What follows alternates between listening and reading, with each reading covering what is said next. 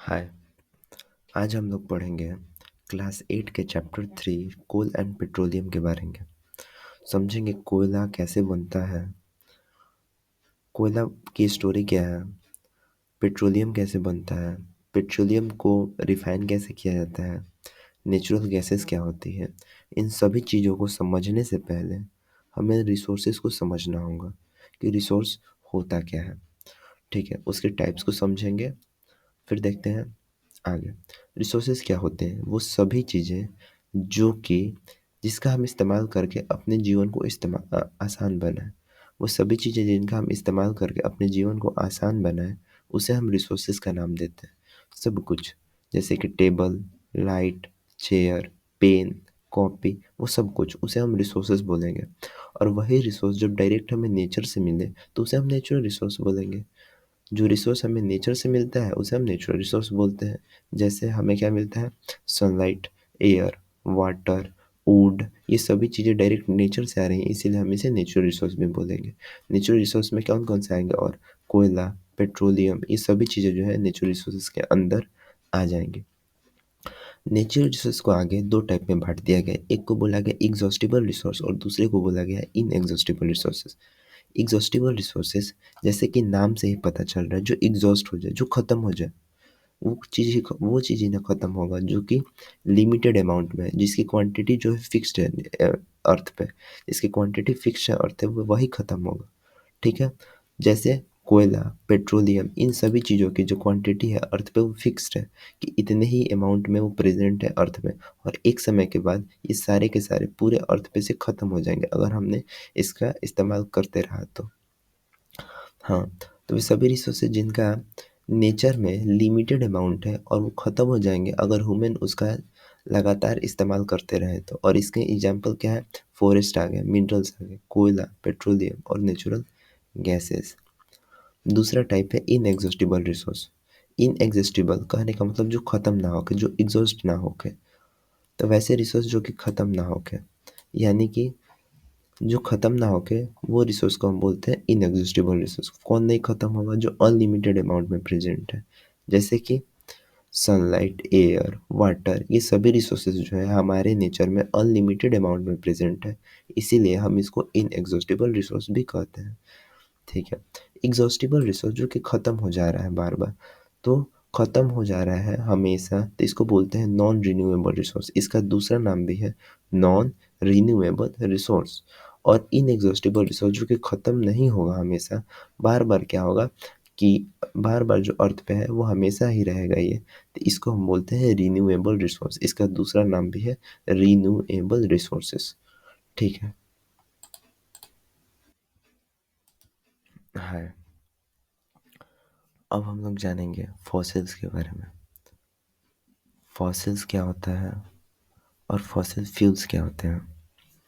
इन दोनों को समझने से पहले फॉसिल्स को समझते हैं। तो फॉसिल्स क्या होता है कि मान लो 1000 साल पहले डायनासोर्स रहते थे, या फिर कोई जानवर रहता था इस पृथ्वी पर। वो मर गया, और मरने के बाद कोई जानवर मर गया, और उसके मरने के बाद वो ज़मीन के अंदर दब गया। उसकी हड्डियाँ मिट्टी के अंदर दब गई, और मिट्टी के अंदर दबने की वजह से उसके जो दाग हैं, उसके जो प्रिंट्स हैं, वो मिट्टी पे या कहीं रॉक्स पे पड़ गए, और वो दबते चले गए। यही कहलाते हैं फॉसिल्स। फॉसिल्स कहने का मतलब जो अवशेष बचा हुआ है किसी भी प्लांट्स का या एनिमल का, ठीक है, उनके बोन्स का, उनके फुटप्रिंट्स का, या फिर कोई भी प्लांट का अगर लीव्स है वैसा अगर प्रिंट है कहीं पे, इन सभी चीज़ों को हम फॉसिल्स कहते हैं। जो अवशेष बचा हुआ है पुरानी चीज़ों का, जो कि पुरानी चीज़ जैसे कि प्लांट्स और एनिमल्स का, उसी को हम बोलते हैं फॉसिल्स। और फॉसिल्स फ्यूल्स क्या होती हैं?